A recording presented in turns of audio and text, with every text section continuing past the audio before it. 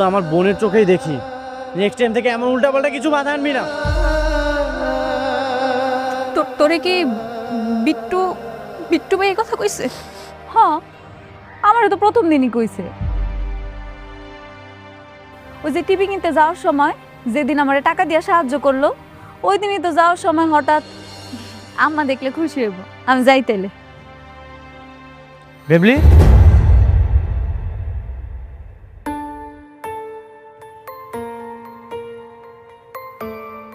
ভেবলি?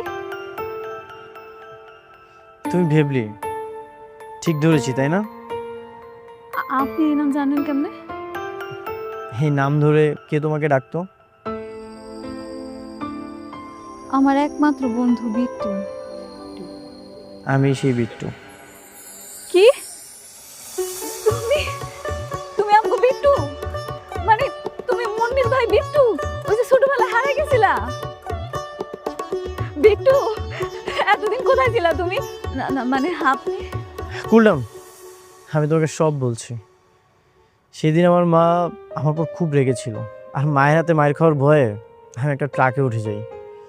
সেই ট্রাক চলে যায় চট্টগ্রাম। তারপর? তারপর চলে গেলাম চট্টগ্রাম। সেখানে তো আমি কিছুই চিনি না, তবে একটা লোক আমাকে আশ্রয় দেয়। আমাকে 1 বছর আশ্রয় দিয়েছিল। উনি খুব ভালো মানুষ। উনি আমাকে চোরাইভাবে একটা জাহাজে করে মালয়েশিয়াতে পাঠিয়ে দেয়। সেখানে একটা বড় ভাইয়ের মাধ্যমে আমি গোল্ডের বিজনেস শুরু করি। অনেক টাকা ইনকাম করেছি। এই সব কিছু আমার বাবা মা আর বোনের জন্য। তাদেরকে ভালো রাখতে চাই আমি। দীর্ঘ অনেক বছর ধরেই বাবা মা বোনকে আমি দেখি না। আমি তাদেরকে অনেক মিস করেছি। আমি জানি আমাকে ছাড়া তারা একটু ভালো ছিল না, তারা অনেক খারাপ অবস্থায় ছিল। এখন যেহেতু আমি ফিরে এসেছি, আমি তাদেরকে ভালো রাখতে চাই। তাহলে ওনাদের বলেন নাই কেন? বলিনি, এখনো বলতে চাই না, কারণ আমি শুনতে চাই তাদের আর কি কি সমস্যা আছে, আর জানতে চাই এখনো বিট্টুর উপরে অভিমান আছে কিনা। সামনে তো আমার জন্মদিন, ভাবতেছি জন্মদিনে সারপ্রাইজ দিব। আমি এই বিট্টু সব বলে দিব।